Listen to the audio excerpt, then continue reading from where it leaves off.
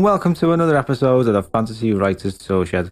I'm your host, Richie Billing, and today I'm delighted to bring the latest installment of our panel sessions. And this time we're talking all about characters. We look at how to create characters, how to grow them, how to get to know them, and how to learn their deepest, darkest secrets.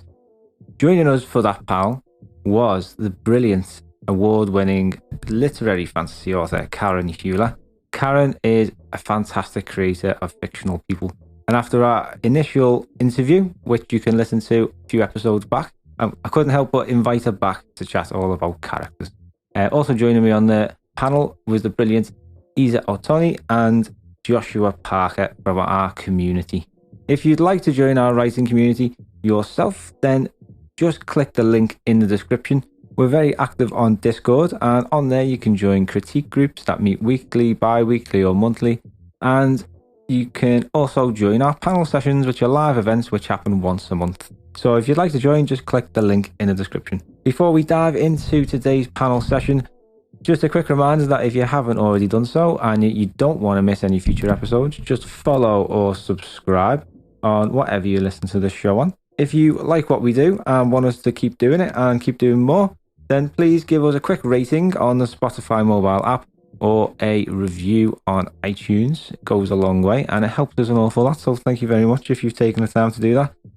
And if you'd like to support the show as well, a quick share on social media with anyone who you think may be interested helps us out massively, because we don't have a lot of money to spread the word.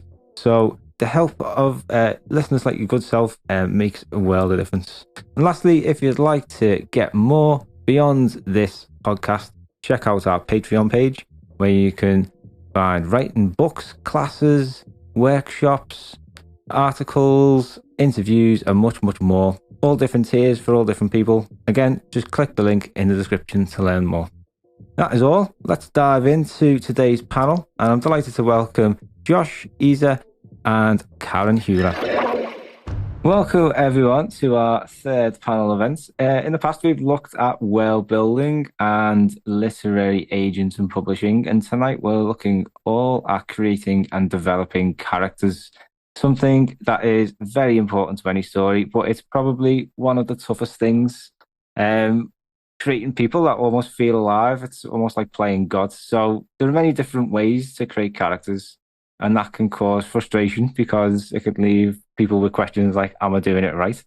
But everyone has their own approach, and that's one of the best things about writing. Everyone's got different ways of doing things. So that's what we're going to talk about tonight.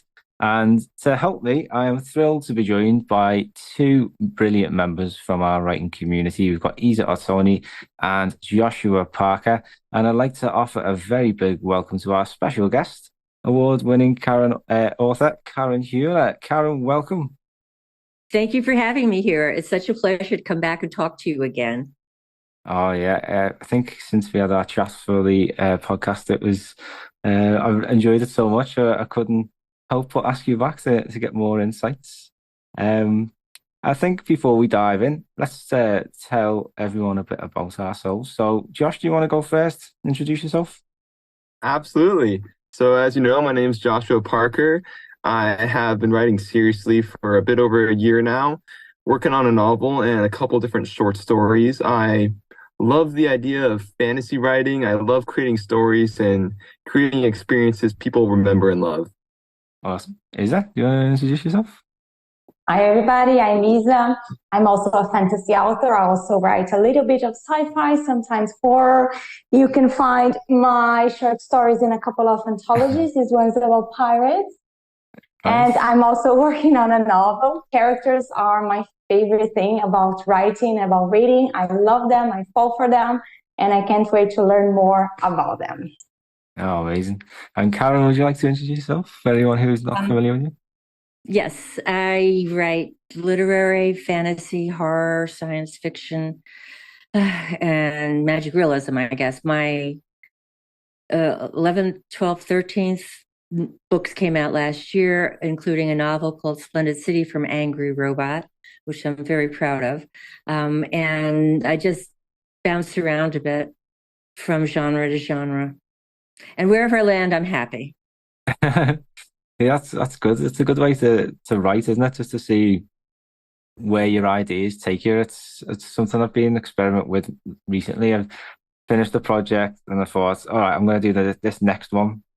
Sat down to do it. And I just could not get into it, and I just left it, and then found myself reading all kinds of weird things, and then getting into it that way, a completely new project, and it's great just to see where things take you, isn't it, in the writing game? So creating characters, it's quite a broad subject. And when I was thinking about this panel, I was sort of breaking it down into two main parts. We've got the sort of creation process, and then it's the sort of getting to know and grow our characters. We've had lots of great questions, but I think a good starting point is to discuss how we all approach creating characters. I know, Karen, like you someone who likes to focus a bit more on the plot. Uh, So, what do you think I'm about creating definitely characters? a plot person, and I usually start with an idea or image. But of course, an idea or image suggests the characters as well as the tone of the story. So almost always the idea or image includes the beginnings of the character of necessity. And I guess at this point, they're mostly female. I do throw in some male characters as the protagonist every so often. The idea suggests which it is. And from there, I just try and make the plot and the characters tied tied to each other organically, I guess. Yeah, there is. I think the more I sort of read up about writing, the more intertwined plotting is with the whole sort of creation process. Because I suppose on a very basic level, we've got a protagonist who wants something, and that is the story is them trying to get it. So that's what it's so interlinked, isn't it? I mean, Josh, Isa, have you got any approaches that you guys take when it comes to creating your characters? I'm mostly directed for the character, and the plot comes afterwards. So the plot usually comes exactly as you said, from the want, what they want, why they can have it, and what do they actually need. And I will build the plot around it. So like teach them a lesson. But I figure it's different from short stories to novels when you have more time with the character. So Yeah. for a lot of my short stories, I would just start with an archetype. So I have an archetype of a character. It might be a knight. It might be a dragon who doesn't want to be slaughtered. It might be a pirate. And then I would try to find the person inside this archetype. So that's basically where I go for short stories. Then for novels, we have more time to get to know them. Yeah, definitely. Josh, what about you? Yeah, I'm more similar to Karen in the sense that I really love and start with the plot and world building idea, something crazy and weird about the world or some brilliant idea for a plot. And then I sort of just discover my characters. I start with a very rough outline of what I want my character to be. And then the more I write the story and think about the plot and where it's taking me, I sort of discover the characters in a way and discover who they really are and what they're made of. Yeah. So how do you approach the process of forming that character in your mind? Would you guys start with the physical appearance, or would you more look at who they are, like as a sort of individual? Well, for me, I actually don't think almost anything about the physical appearance. Maybe that's just how I write, but I actually don't like to include the physical appearance in my stories because I like the reader to be able to take that in any direction they want. So mostly I focus on how does my character think? How does my character act in certain situations? How does my character interact with others? And through that, I just think the more freedom you give to the reader, the greater your story is going to be. Yeah, I like the sound of that. Yeah. What about you, Karen? I'm thinking about them not being described because, of course, I don't have an MFA or anything. I just read a lot and started writing, and I wrote for years. And then all of a sudden, I thought I would teach, and I had to look up the rules for writing in order to teach writing. And you are supposed to describe your characters. And I always go back and fill it in a little bit, making sure that occasionally people have curly hair rather than straight, that kind of thing. And it's interesting that you're saying that, Josh, about not describing your characters, because I'm wondering how much of a need there really is to know what your character looks like. You're saying you want your reader to be able to invest themselves in the character and perhaps project themselves into it, and therefore describing too finely would alienate them in some way, not allow them to be that character. And it's an interesting point, and I'm not quite sure how I feel about it, because it goes back to what I've been thinking about. Are all our characters really us to some degree? Or do we manipulate those parts of ourselves that we like more or like less to create the other characters? So I'm really interested in what you just said, and I'm going to have to think about whether I feel the need to really go back and put in descriptions when naturally, as I write forward my first draft, I don't have them usually. Yeah, I'm quite skimpy on the character descriptions, unless they're sort of sometimes I'll spend more time describing a side character than the main character. You know what I mean? Right. Because sometimes it's Mhm. something about a person will grab you. Sometimes it's their appearance, sometimes it's the sound of the voice. It's just weird things, like something that they might be doing might be odd, and that sort of grabs you a bit more than Yeah. any one sort of physical thing about them. But yeah, it is interesting. Is it, what do you think? I usually focus more on their personality, but I will have some like traits that I will feed the reader as I go. So I will never just like describe everything about the character from the get-go. But they will have these distinguished features about them. So so the reader can tell each other apart. But it will be like 1, 2, 3 things that I will like wave into my narrative, and especially if it's something that it's important or something that I can put into action, for example. So if they have long hair, it means something. The long hair means something. They will probably get it cut at some point, and that will have a meaning. If the color of their eyes is different, why is it different? Because if it's not, it's just like normal eyes. So I will probably just pick 1 or 2 or 3 things that will impact the story in any other way.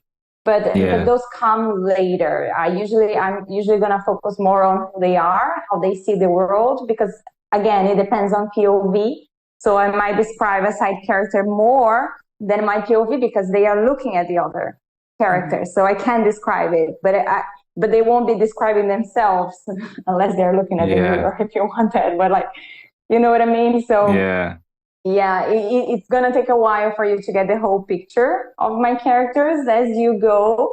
But again, you start with some sort of archetype. Are they young? Are they old? Like, are they female, male, whatever, or none of them, both, like who they are more like in general terms. And then the physical are just like, oh, this guy has long hair. Oh, this girl is tall, and whatever. Yeah. One of the things that I've sort of learned is that descriptions of your characters doesn't stop at what their faces look like. A lot of descriptions that I prefer are how they move. Is your character the kind of character that always has to be the first one to enter the room? Is your character the kind that stops in a doorway, hands out, looks around to get the scope of the room? The way that they physically move in the world can tell us a lot more than whether they're attractive or not. And physical movement, it gives you quick flashes of depth. You can see this character very quickly. Yeah, 100%. I completely agree. Yeah, I think we had. I think it was around the time we had you on the show, Karen. I interviewed that FBI agent, Yes, about body language. that was And wonderful. Yes. yeah, and he just gave so many insights into how significant non-verbal language is. And like just looking at how someone's walking, how their shoulders are, how they're carrying the shoulders, just like little things that you pointed out there, Karen. It's amazing that what you can get. And I find when I'm reading stories like that, you're not being fed the information. You're having to think about what the writer has said to try and ascertain from body language, for example, what that person is about. And it's just so much more interesting. It's just what we do in real life. Like we're looking at someone who may be hovering around the doorway. We don't know what for sure they're doing, but it's interesting that we're thinking about it now. So yeah, it's a really great technique, I think, to reveal a lot, to focus on the body language and the mannerisms and stuff. And we did have a question about mannerisms. And is that something that you use? Like in the past, I've used like things like when a character's nervous, they'll bite the lip. And that's just something that they've always done as a child, like since childhood, that they've always bitten the lips. Have you ever incorporated anything like that in your stories? Well, I have that. This is about, there was one story where a woman had a strange disorder, and the doctor always paused in the doorway with his hands on either side of the doorway. And he was somebody who basically was grandstanding more than he was being a good doctor. So those sorts of things I like an awful lot. And I try to remind myself to do them more. Yeah, I think everyone has their own sort of little ticks or fidgety things. Like when I'm impatient and I'm sitting down, I sort of rock my legs quite like side to side. Ah. It annoys people to hell, but I find it really quite comforting, I suppose. What about you, Josh? Have you included anything like that in any of your writing? To a degree. I know with a lot of what I've read, has been people that include that, but then they don't include sort of the reason why, in a sense.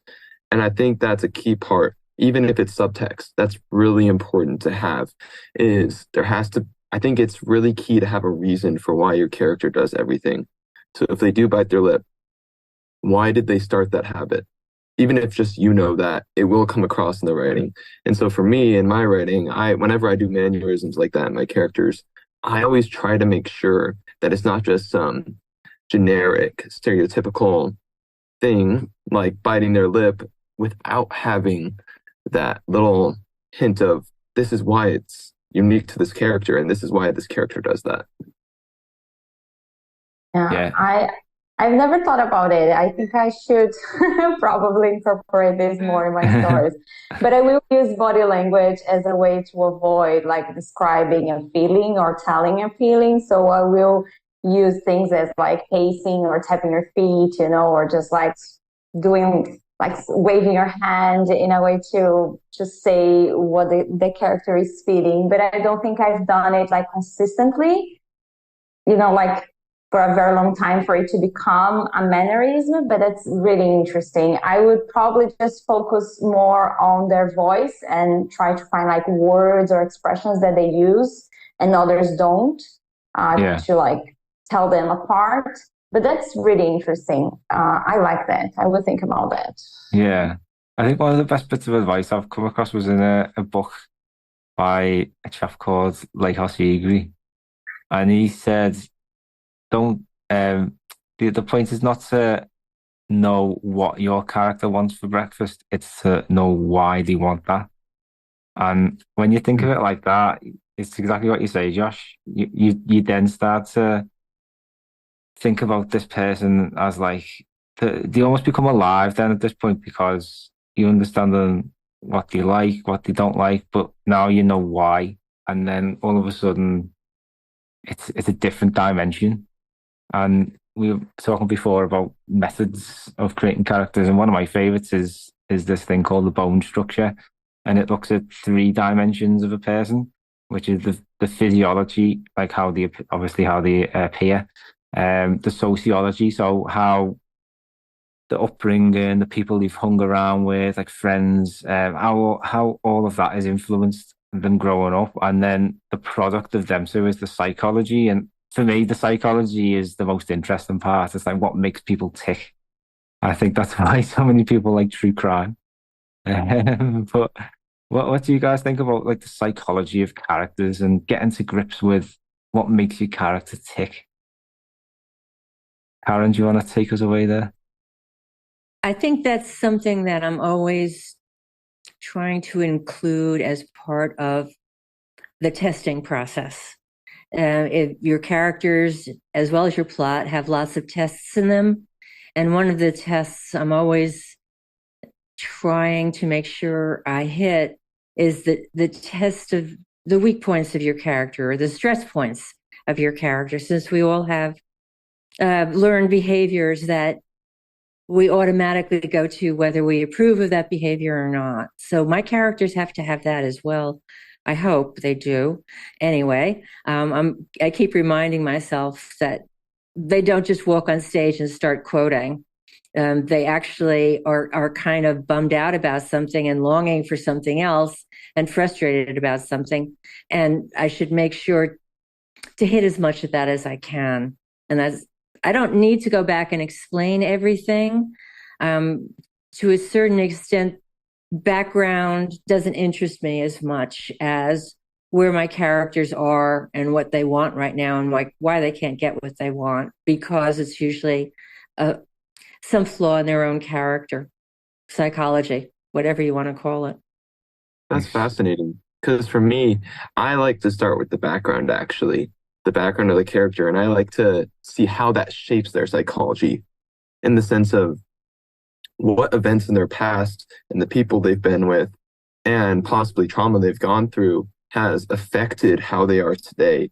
And like you were saying about the stress points, I think that's so crucial to developing the psychology of your character, because I think that's one of the best ways to develop a good story that has great characters is to really hit those stress points, right? I mean, the greatest stories are when the characters in them go through the worst things possible.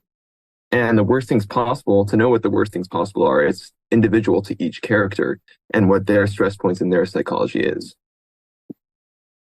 So Josh, if I might jump in, since you're so interested in the backgrounds of your characters, do you start in medias res, or do you start earlier, or do you just introduce it naturally as it comes up?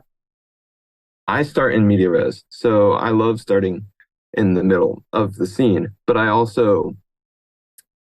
try to almost do thought flashbacks in the sense of, okay, what's happening in this scene, and then showing maybe how their past is influencing them in that scene, mostly through thoughts, but also maybe through dialogue. If there's another character that also went through the same past experience with them, to sort of introduce that if it's relevant to the scene. And that's how I like to introduce it without being boring or info dumping it.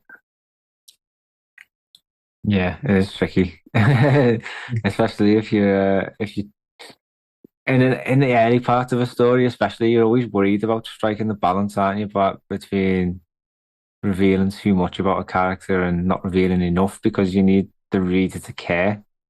It is quite tricky doing that in the early chapters. Have you got any tips on that, Karen? Like getting also introducing the character to the readers in those early scenes.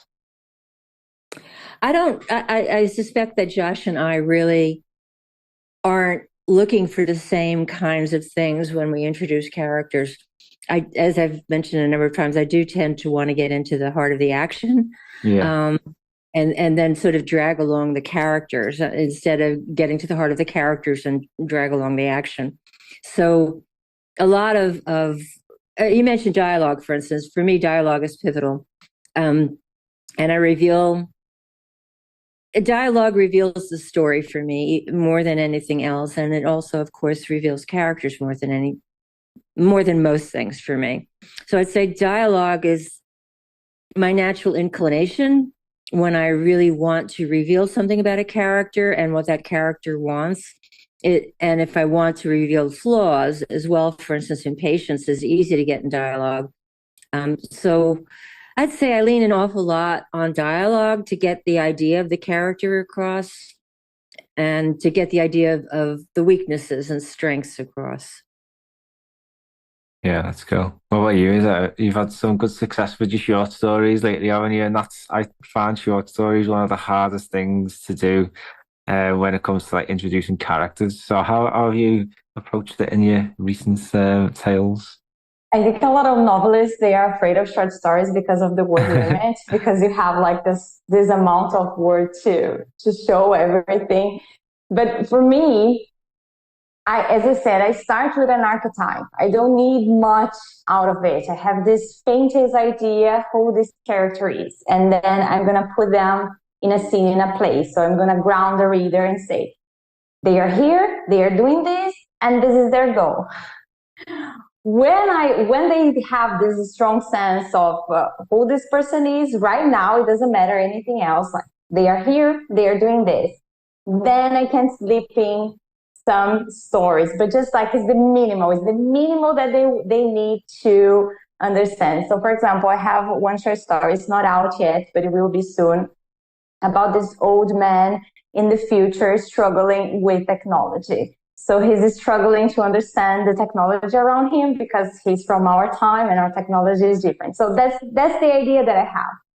While he's trying to talk to the machine that he can't, he thinks about stuff. So I slip in some inner monologue. I say like, this is not working as it used to be.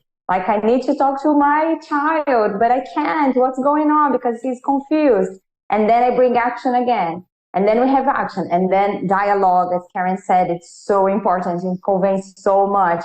So it's this balance between showing a little bit of action and then a little bit of history and then a little bit of action and then a little bit of history. And you weigh those. But again, it's the bare minimum. You're just going to have to be very economical. And then the reader fills in everything else. You don't need much more than this, you know? Yeah. But it's hard. It's hard to find the balance, but I love it. It's a tricky game. I think one of the biggest things that we need to do, I suppose, as writers when we're creating these people is to make the characters likable in some way, even if they're not good people. And that is a hard thing to do. So, what do you think? What do you like to focus on, or what things have you employed in the past that have helped make your character likable? I would argue that they don't actually have to be likable, they have to be relatable. There has to be something in them that you relate to, some piece of humanity that you get. So you might not agree with them, but you get them. And I think that's the trick, you know, like if they're likable, great, but they don't necessarily have to be. Yes, actually, when I think of that point, that's a brilliant point, Isa. And I think of the book, The Ballad of Songbirds and Snakes, the prequel to the Hunger Games trilogy. I don't know how many of you have read that, but the author does a brilliant job of showing the story of someone you know to end up as a villain from the trilogy, and she makes you root for him. Even though she shows him being selfish and really not a likable person throughout the whole story. And I think that what you said is absolutely true, Isa. She shows Snow, who is the character, going through relatable things, even though it doesn't take place in our time and in the circumstances we go through.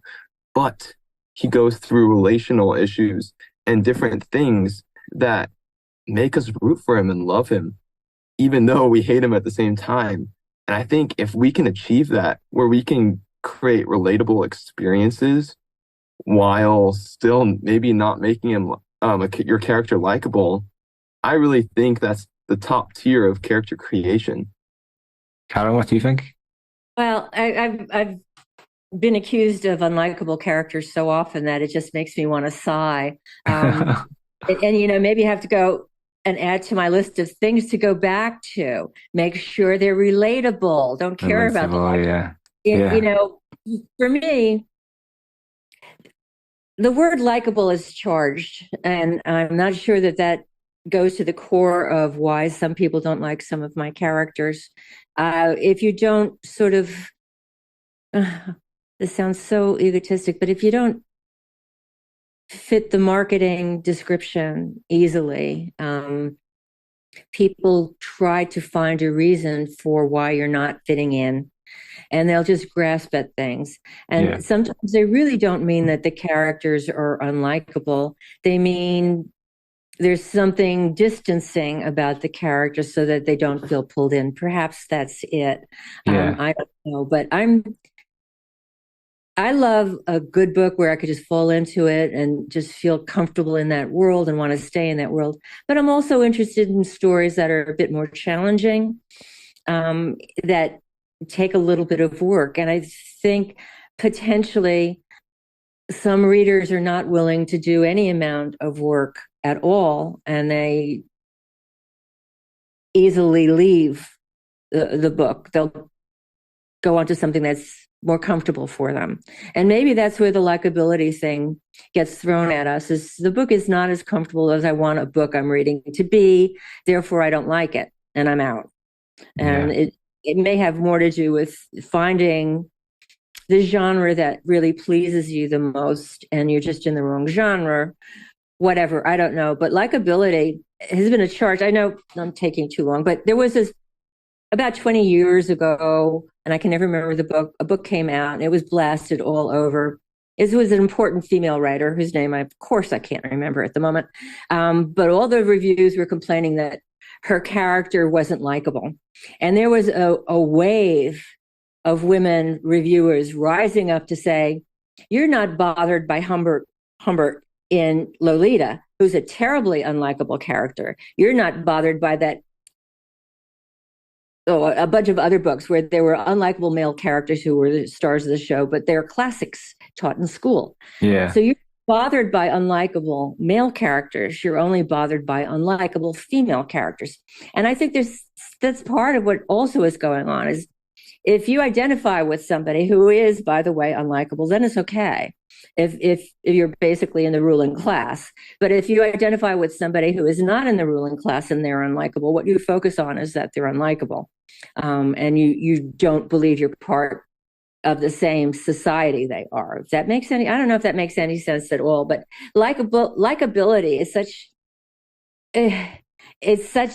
I think it takes on a lot more weight because it's not really describing the thing that's happening. Yeah, I completely agree. Yeah, it's something that I come across an awful lot when people talk about creating characters. Oh, make them likable, but like you say, it's not. Relatability is more important, and I think that's a good way to look at it. And for the reasons you said there, Karen, like likability is a bit of a difficult way to describe it, because there's all different types of characters. Some of them aren't likable, but some of them we can relate to them very much. So yeah. I think you can achieve this relatability with flaws, because flaws is what makes us human, and that's how we connect. So this from a reader point of view, not writer, but a reader. I love romance, like any type of romance. I love it. And I tend to fall for the love interests who are flawed. Those who are too perfect, too nice, too round up, I don't like it. I like those who have problems, who have flaws, who feel real. So I think that's how you can try to manage some relatability, like with their flaws, because we're all human, we're all flawed. So yeah. Oh, great. Well, I think we've covered character creation in quite a bit of detail. So it's be a good time to move on to the other part then, which is growing and developing characters. And it's something that a lot of us find quite satisfying as writers and as readers, seeing characters who are completely different by the end of the story. And it's a difficult thing to do.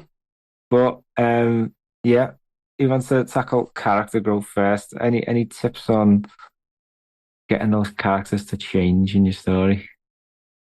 Well, I'm there right now in what I'm writing right now, because I realize this whole business, I said earlier, giving a character a free ride, it's easy to do that with quirky characters who are great at dialogue. But I also have to remember, and that's where I am now with both main characters, is that I have to make sure that the one who's so funny and quirky gets challenged, and the one who's sort of impatient and not always likable also gets challenged so that we can relate more to her, as Eva was saying earlier. And that, for me, that means I have to take a step back and look at my characters and say, okay, who are these people? What do these people want? What do they want immediately? And what do they want 6 months from now? Any time figure will do the same thing. And I think looking at them as people and figuring out what it is they want outside of the story itself helps me to try and figure out what are the various tests that they will encounter along the way and how to slip them in. It's like, what's their 5-year plan? You know, when I think about the change of characters, my mind immediately goes to a specific series I recently read called The Rhaenyra Revelations. And it's a 6-book series with the best characters I've ever read, the best character duo, and they're partners, they're thieves. And one is an honorable sort of, he wants to do things for right reasons and he wants to help people. And the other one is just basically an assassin and he just wants to kill people because he hates everyone mostly. And so you have two different characters that are foils to each other. And each of them changes throughout the story. And I think the biggest way they change is that they reach their goal and realize it's not enough. They attain what they desire, and it ends up not being what they thought and not being worth it. And when they reach that point, that is the dark night of the soul of all dark nights of the soul. Because even when in real life, when we think that something on earth is going to give us fulfillment, right? And then it doesn't, that's life-changing. And it's going to be life-changing for characters too. And so I think that that is the biggest way to change a character. And wherever you take that from that point onward, if you get to that point, you will always have a change. Yeah, challenge the beliefs. Challenge the misbeliefs, especially because characters will have their misbeliefs and you throw the plot to challenge that. I would say track your progress. I think that's really important because you don't want a character to spend the whole story flat and then change, or like change in the beginning and then you don't have a story anymore. So you want to see some progress. So if you can track how they slowly change a little bit, chapter by chapter, to have like the big change in the end, climax or whatever, it's great. If you're writing short stories, one thing to change is enough. So you're going to have one arc, you meet the end and it's fine. If you have a longer book, perhaps you can think about like more goals. So as Joshua said, they reach a goal, but they need a new one. So they're going to need a new set, a new thing to do or to change, more than one flaw that they can go. And again, not a linear progress. They ups and goes, but you need a progress throughout your story.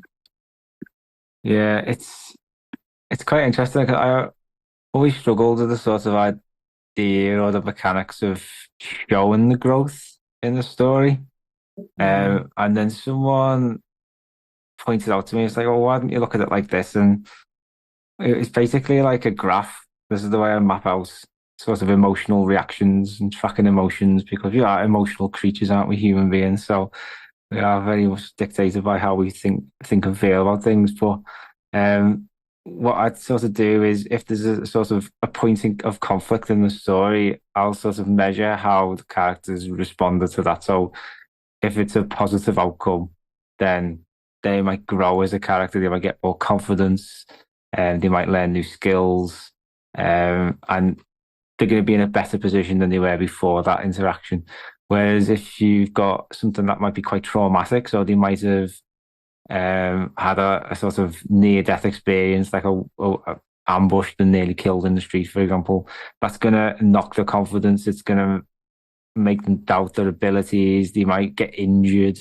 So they're going to be in a much worse off position before that. So tracking it like that has really helped me sort of see the peaks and troughs and how the character's grown. And I think, Josh, you asked about character arcs and creating a basic character arc for your story. And this is what I sort of use to track the arc.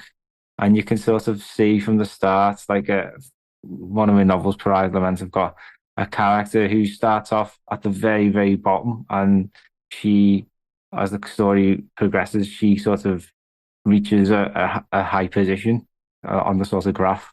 So her story is one of growth, whereas the other character in the story, he has a fall from grace, and it is more of a redemption arc where he falls to the bottom from the top and has to work his way back to the where he was. So there's all different ways you could approach it. Character arcs are a great way to sort of plot it all out in your mind. And does anyone else use character arcs? I've never done the graph, but I have it in my mind. I think it's brilliant. Yeah, I think a way you can show change in this graph is with decisions, right? Like the decisions the character make, it will show how they change. So they might make a decision in the beginning, and then in the end, they are faced with the same choice and they have a different decision there. So I think that's a great way to show this change. Yeah. What do you think, Karen? It's a funny thing. As I mentioned, I don't have an MFA or anything like that. So, and I've been writing for 30 years or more before I started teaching and had to learn what the rules were. And I don't think of rules when I write. And I'm sort of curious. It sounds like you do when you're writing, and it sounds, Josh, perhaps you do, and maybe Eva, you do. So this is my question back to you. I don't think about rules. I don't think about the stuff that you've learned if you went for an MFA or went for writing classes, undergraduate or whatever. Do you actively think of rules while you're writing? Or is this something you do subsequently? No, I never think of anything. I just write. And what comes out, comes out. And then if I'm finding when I'm editing, like if I'm using too many adjectives and little things that I've picked up over the years that I've sort of sunk into my sort of subconscious, I sort of instinctively pick up on them things. But yeah, I am quite a free writer, and I'm starting to plot a lot less and just letting the story unfold as the sort of characters come out of the shells a bit more. So yeah, I'm like you, Karen. I don't write with any rules in mind. Yeah, I'm sort of actually the same way. I like to say it's more of an instinct. I can feel like it's right. When I was in school, I like even now, I don't really know a lot of the grammatical or the correct like sentence structure rules and how a sentence should be structured, or paragraphs or all that more rule-based stuff. But I have an intuitive sense at what feels right. And it's sort of the same with the story. So for me, I just honestly just think, does this feel right with what I've read in the past from stories I love and how it relates to my ideas in my brain? I've never taken classes. Everything I know I've learned online, from like classes online, books, everything. But I do use the things that make sense for me. So whenever I come across a rule, not a rule, but like a tip that I say, oh, that makes sense, I will probably apply it in my work. I will probably use it. I will keep it. I don't plot anything. I should probably, but I don't plot. I have like things in my mind. And I'm basically a pantser. That's how they say it, right? It works marvelous for short stories. It's great. I can keep everything tied up with 1,000, 2,000, 3,000 words. But I've been working on a book, so I wrote the whole thing, and now I had to come back and replot it, make sure that everything works, the acts and everything else. So it's Is it fair to say for all of us as writers that we go and write without benchmarking ourselves against rules, but then when we're finished and we go back and revise, that's when all of it, antennae go up, our rule books come out, and we make sure we're hitting what we consider to be the most important elements of writing. I think so. Otherwise, you get stuck. I think if you keep like the rules, you might get stuck and never finish the draft. So like just write it out and then you think about it, what works or doesn't work. At least for me, it's perfect. I use my friends, my writing groups to point out things that I am blind to because we all have like blind spots. So they will help me develop it. Probably revisions and editings is when I come up with the structure that I didn't think about while writing. Yeah, I'm exactly the same. Yeah, I just try, especially with early drafts, I just try and not encounter any obstacles whatsoever because sometimes just starting the drafting process is an obstacle in itself that you need to overcome. So we don't want any extra distractions along the way to derail you. And there are writers who love revising. And for me, revising is the hardest, worst part because in revising, I really have to pull everything tight together and make all parts of it work. Whereas in writing, I can say, oh, well, I'll fix that later. Yeah. That's actually really fascinating because for me, I'm still working on my first novel. So I've never finished a first draft, which I'm working at it. But I actually think I would be the type of person that enjoys revising more than the first draft because I love making stuff work together and I love filling those plot holes and making everything pretty. Yeah, there's definitely, if you've got the patience for it, yeah. There's definitely a skill to it. And I would say the first draft is really important to get to know your characters, right? Because like you can make spreadsheets and like interview your character or whatever, but you only get to know them in action. So put your characters in action, see how they react, and then you're gonna have a better picture of who they are. Okay, now let's make this work. Let's make this look intentional. Well, Yeah. but it's gonna look intentional. Yeah, it's gonna look like I had a plan all along. Right. It is true though that you can only do so much. Like it is the sort of the writing the theory of your character is the design of them. It's only when you sort of test them, put them through these things and realize, oh, actually that doesn't quite work. He wouldn't react like that. She wouldn't react like that. That's how you get to know them properly. And when you come to do that edit, I find it a lot easier because you know them, the more alive, and you've got a clearer voice, I suppose, haven't they, in your mind? And that can be a really tricky thing. I know you had a question about characters' voices. And Karen, you're someone who's great at sort of finding that unique voice of a character. Is that something that always come naturally to you when you've been thinking about your characters? Well, I think I've mentioned too before, I apologize for repeating myself, but an awful lot, if I don't start with an image, I start with dialogue. And that's basically how I get a lot of the stories and even some of the novels, is there's dialogue that's interesting me. So right from the get-go, I've got characters announcing themselves in their own individual voices. So most characters start with some piece of dialogue that in my head defines something about them that allows me to make them more fully fleshed as I go along. So I don't often see them, I hear them before anything else. And I've already forgotten what your question was, Richie. Sorry. It was just like, how do you find the unique voice? Because I've seen like a few. They come with a voice usually. Yeah, definitely. Oh man, that sounds like a blessing. Because for me, I always struggle with that. I struggle with all my characters having the same voice in the sense, my voice almost, and it's just a struggle to create distinct voices. And one book I always I hold up for a brilliant way of doing character voices is The 7.5 Deaths of Evelyn Hardcastle. If you've read that book, it's absolutely brilliant. It's the same person, the same mind in 7 bodies. And he's influenced by each character. And so while it's the same person, it's mixed with different character voices. I mean, if you want to study how to write character voices, I think that's a great book to look at. But yeah, for me, it's always been a challenge. Yeah, I agree with that one. I will use some words and expressions that is just for one of them. So this person uses this expression when they say this. This person doesn't. Gonna use something else. I also try to vary like the length of my sentences. So I have characters who speak like in short sentences, like just one word, and others who are going to spend more time like repeating themselves or whatever. But again, that's for revisions. I would like to have more this like hearing their voices. I think that's a great way of actually crafting memorable characters' voices.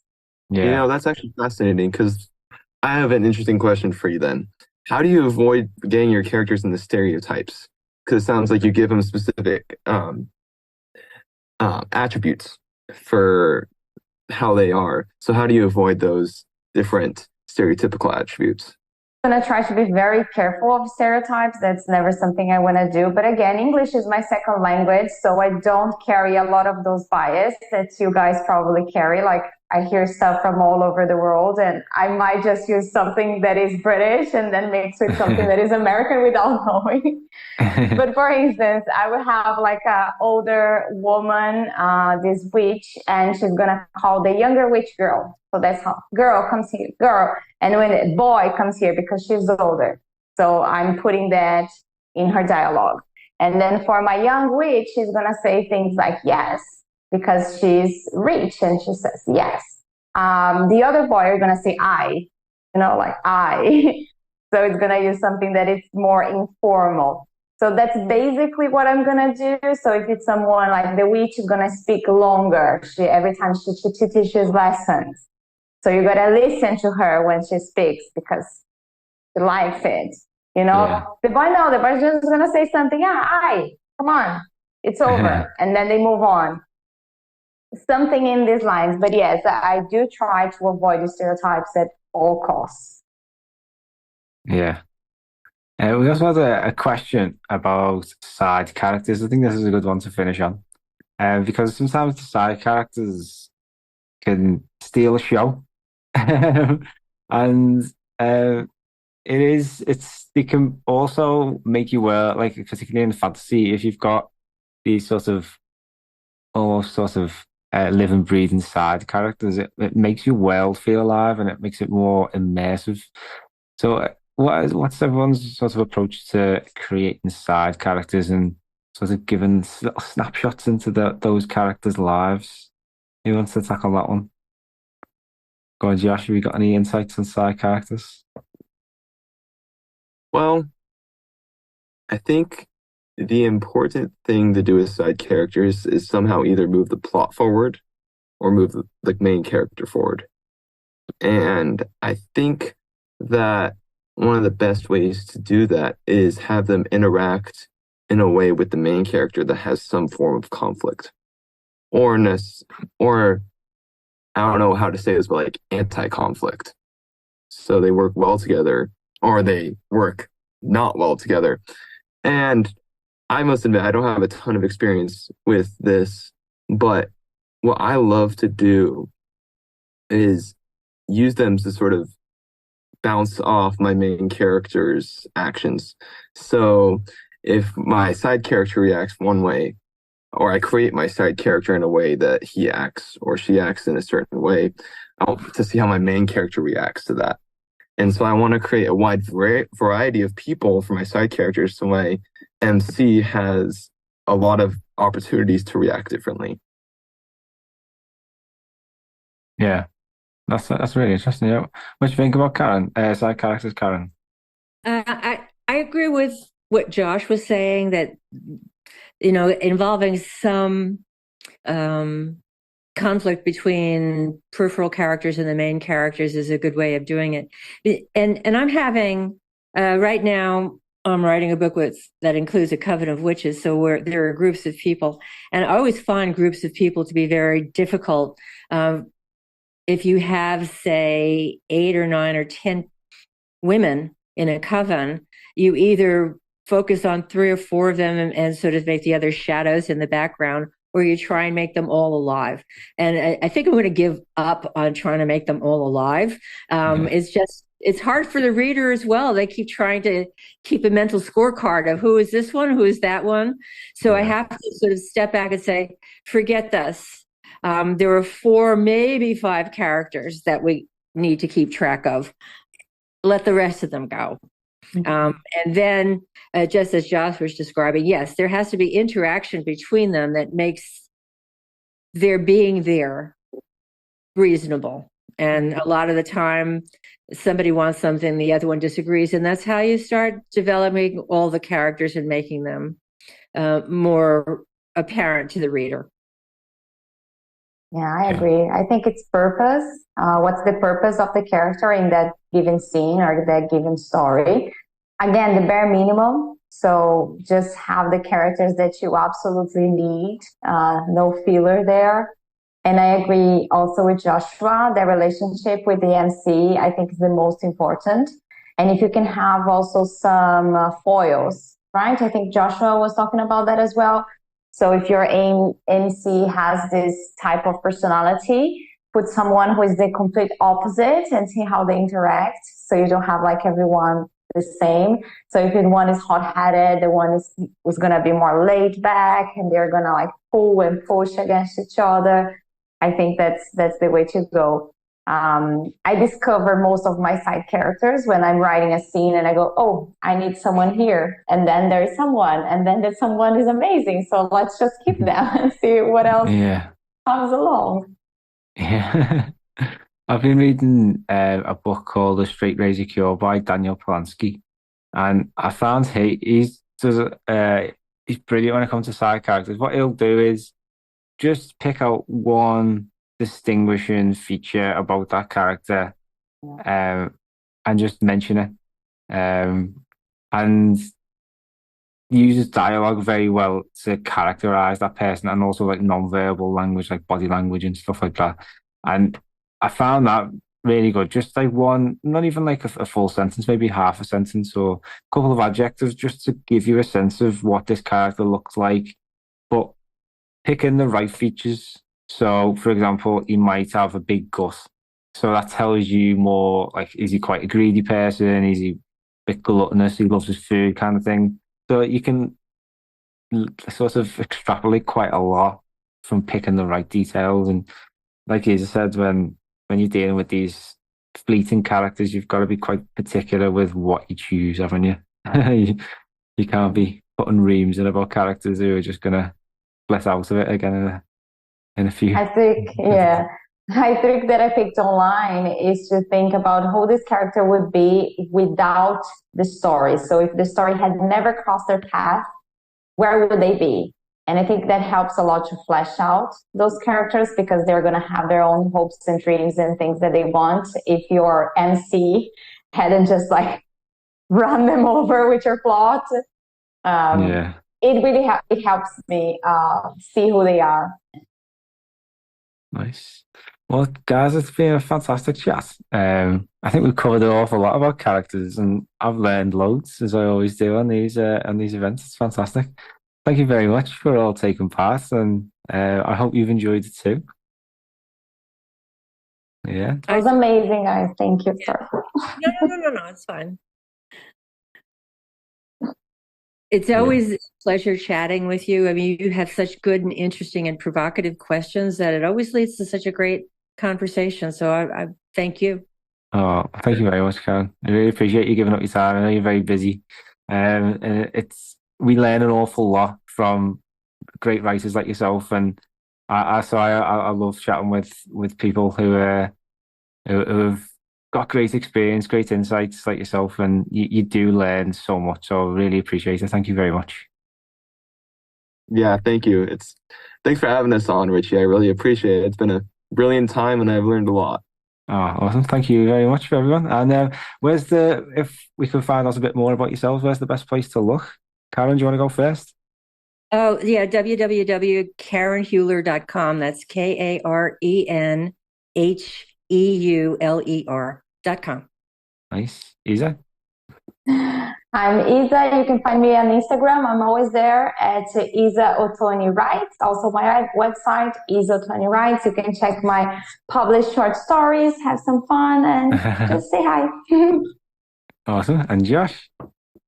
Yeah, you can mostly find me on Richie Billing's Discord channel. I'm just around ready to answer questions and help people get set up in writing groups. And then you can also find some fantasy maps that I draw at ontheedgebusiness.wordpress.com. Awesome. Thank you very much, everyone. It's been fantastic. And thank you, everyone, for listening. A big thank you to Isa, Josh, and Karen. It was such a fantastic discussion. I really enjoyed it. And I hope you did, listening at home too.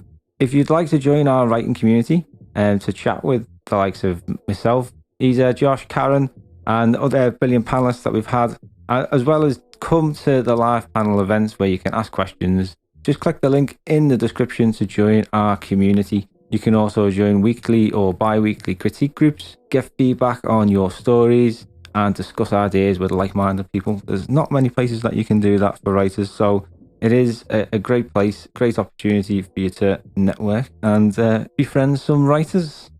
If you enjoyed today's show, a quick rating on the Spotify mobile app goes a long way, or a review on iTunes. Thank you very much if you do that.